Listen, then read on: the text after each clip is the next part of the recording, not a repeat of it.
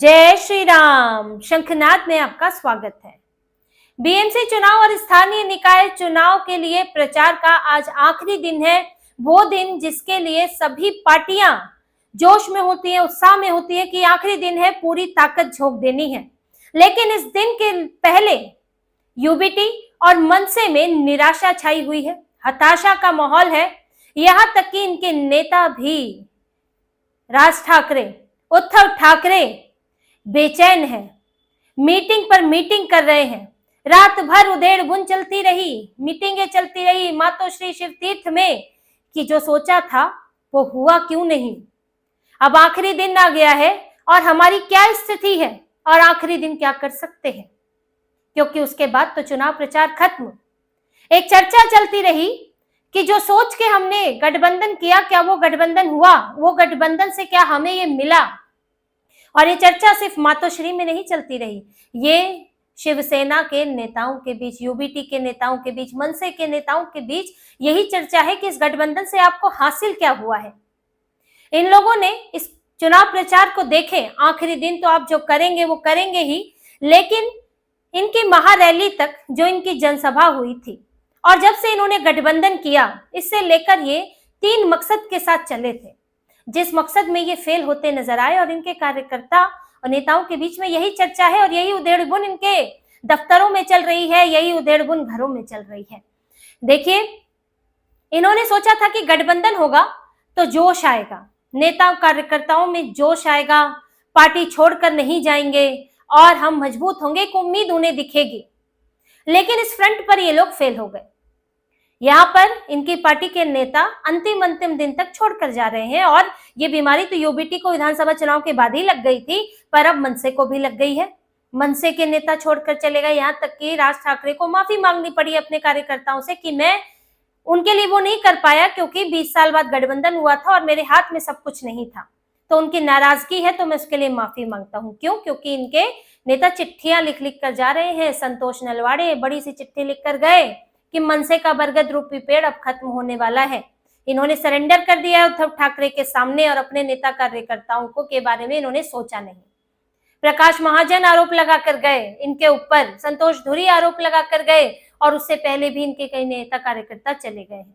और यूबीटी की बात करें तो वहां तो अभी भी जाना चल ही रहा है। इनके नेता दगड़ू सकपाल, जो कि परेल से पूर्व विधायक रहे हैं, इनके परेल के नेता हैं और बहुत करीबी माने जाते हैं उद्धव ठाकरे के, ठाकरे परिवार के, उन्होंने इस्तीफा दे दिया और शिंदे की पार्टी में चले गए। इसके अलावा अंधेरी ईस्ट से अशोक मिश्रा, वो भी ठाकरे परिवार के करीबी माने जाते हैं, लेकिन उन्होंने भी कई पदाधिकारियों के साथ बीजेपी ज्वाइन कर ली और इस्तीफा दे दिया। और ये सब हुआ है इनकी महारैली के 1 दिन पहले, यानी कि इनकी महारैली से भी उम्मीद नहीं थी।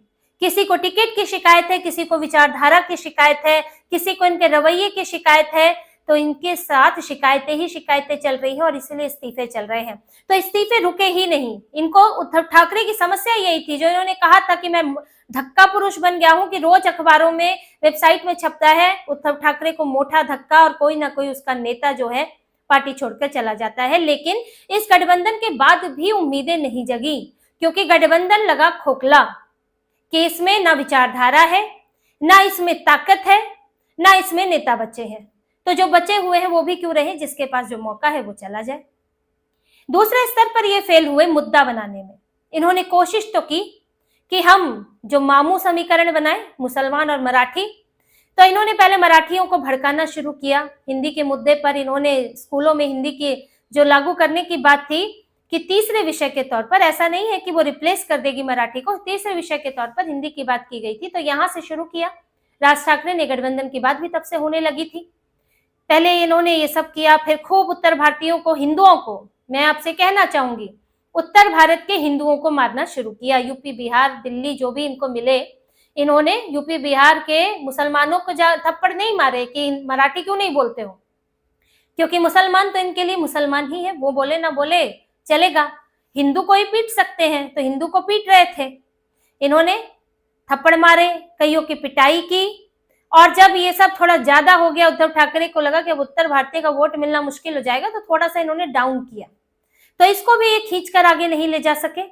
फिर इन्होंने, जब ये मराठी मुद्दा इनका नहीं चल पाया, ये नहीं लगा कि दूसरा आधार हमसे खिसक सकता है, तो फिर मुंबई वर्सेस अन्य करने लगे कि मुंबई छिन जाएगी हमसे, यहाँ मुंबई को बाहर ले जाएंगे, गुजरात का कर देंगे, अडानी की कंपनी यहाँ पर है, यहाँ तो भाई टाटा भी है, यहाँ तो अंबानी भी है, एंटीला ही मुंबई का, यहाँ घर ही है अंबानी का तो, और हीरानंदानी है, यहाँ पर तो हलाला कॉम्प्लेक्स बन रहा है जहाँ हिंदुओं को घर खरीदने की इजाजत नहीं है, हलाला इनकी बिल्डिंग्स बन रही है, हाउसिंग कॉम्प्लेक्स। तो यहाँ तो सब कुछ है, लेकिन इन्हें ये मुद्दा करना है कि मुंबई जो है बाहर चली जाएगी, और यहाँ तक कि कर दिया कि मुंबई के अलावा सब बाहरी, जो मुंबई में नहीं पैदा हुआ वो बाहरी, यहाँ तक कि देवेंद्र फडणवीस को भी बाहरी कह दिया जो कि नागपुर से है। मतलब मुंबई को आप ऐसे तो कहते हैं महाराष्ट्र की मुंबई है, लेकिन जो लोग महाराष्ट्र के हैं वो मुंबई के नहीं है। तो ये इस स्तर तक की राजनीति पर आ गए। लेकिन जब यहाँ भी बात नहीं बनती दिखी, इनके तर्क यहाँ भी नहीं फिट हो रहे हैं कि अब कहाँ मुंबई कहीं जाने वाला है, और यहाँ तो कई बिजनेसमैन काम कर रहे हैं, तो इनको फिर ये क्या किया, इन्होंने दशकों पुराना मुद्दा, 4 दशक पुराना मुद्दा उठा रहे हैं दक्षिणी भारत का, लुंगी उठाओ पुंगी बजाओ, और उसमें इन्होंने अन्नामलाई जैसे नेता को गाली दे दी।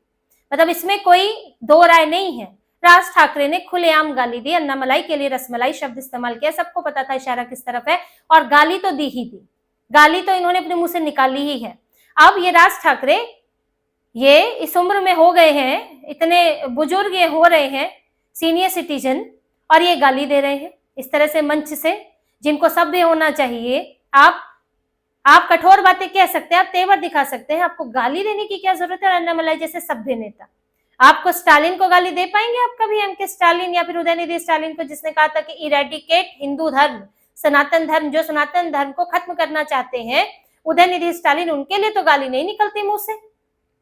एम.के. स्टालिन के लिए तो नहीं निकल पाती है, डीएमके के लिए तो नहीं निकल पाती है, लेकिन अन्नामलाई जैसे सभ्य नेता के लिए निकलेगी, क्योंकि अन्नामलाई उन नेताओं में से हैं जिन्होंने कोई अपशब्द का इस्तेमाल आज तक जिन्होंने नहीं किया, कभी ऐसे बयान नहीं दिखे, और आज भी वो यही बोल रहे हैं कि भाई मैं तो मुंबई आऊंगा, आपको लगता है भाई टांगे काट देनी चाहिए तो काट दीजिए।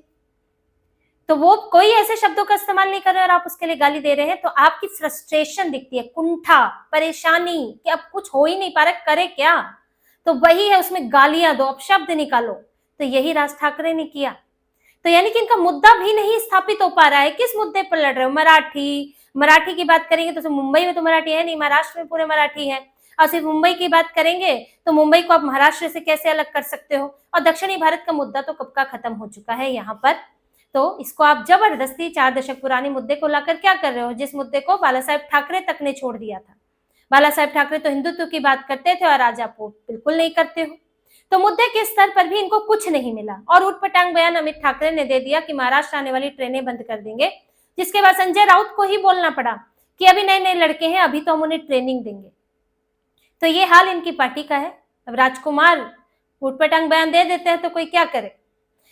तीसरा, इन्होंने कोशिश की थी कि दोनों पार्टियां एक साथ आएंगी तो प्रचार बड़े जोर शोर से होगा, हिंदू का वोट भी मिलेगा, मराठी कहकर बटा हुआ हिंदू मिलेगा हमें, मुसलमानों का वोट भी मिलेगा, कांग्रेस भी आ जाएगी, शरद पवार को भी तो चली किसी तरह ले ही लिया है, लेकिन कांग्रेस शरद पवार मिलके आ जाएंगे, हमें दे देंगे मुसलमान वोट, हमें भर भर कर मिल जाएगा।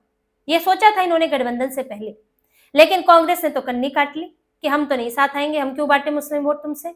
यहाँ पर मुंबई में मुसलमान वोट इतना 21% तो 2011 के हिसाब से, अब तो और ज्यादा हो गया होगा, 26-27% मुसलमान वोट है, तो कांग्रेस क्यों देगी इन्हें? वो अपने कुछ, अगर वो मुस्लिम इलाकों में ही बना पाती है तो दूसरी बड़ी विपक्षी पार्टी बनकर, पहली बड़ी विपक्षी पार्टी बनकर उभर जाएगी।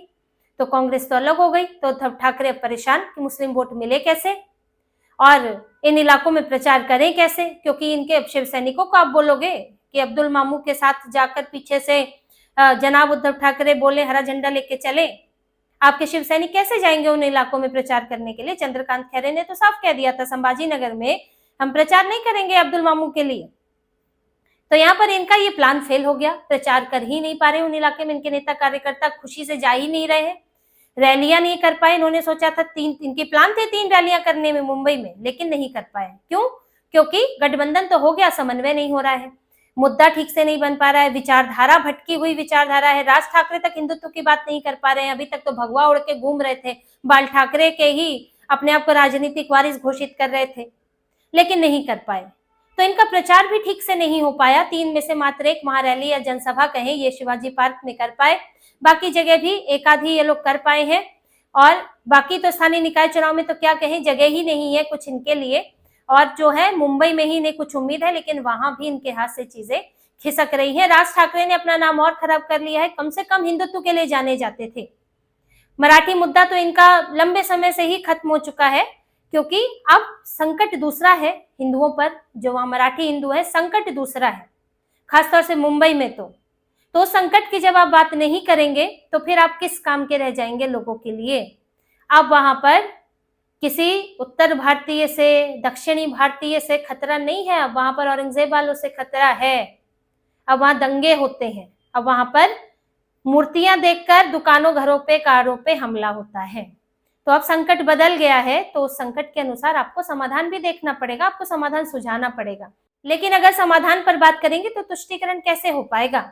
इसीलिए ये पूरे चुनाव में कंफ्यूज रहे हैं, परेशान रहे हैं, किसी एक चीज पर टिक नहीं पाए। कहने को बात नहीं थी, अपने ये लोग बीएमसी, लंबे समय से बीएमसी पर थे, बीएमसी ही यही लोग देख रहे थे, यूबीटी वाले। तो फिर आप इसमें किसी और को कैसे जिम्मेदार ठहराते। 84 आपके थे, आपका मेयर था, अभी कुछ ही सालों की तो बात है जब जो है बीएमसी में चुनाव नहीं हुआ है, उससे पहले तो आप ही लोग वर्चस्व में थे। तो फिर इनके पास कहने को क्या रह जाता है। और यही बातें इनकी पार्टी में हो रही है, संगठन में हो रही है, मातोश्री में हो रही है, शिवतीर्थ में हो रही है, जो नेता आ रहे हैं बैठकें हो रही हैं कि अब अंतिम दिन में हम और क्या कर सकते हैं जो नहीं हो पाया है। और अब कैसे, अब तो जोश तो लगभग ना के बराबर ही है इनके, क्योंकि जिस तरह से इस्तीफे हो रहे हैं, अब आखिरी दौर में अब क्या खोया क्या पाया वाली उधेड़बुन, वही सब हिसाब किताब इन दोनों की पार्टियों में होता रहा है।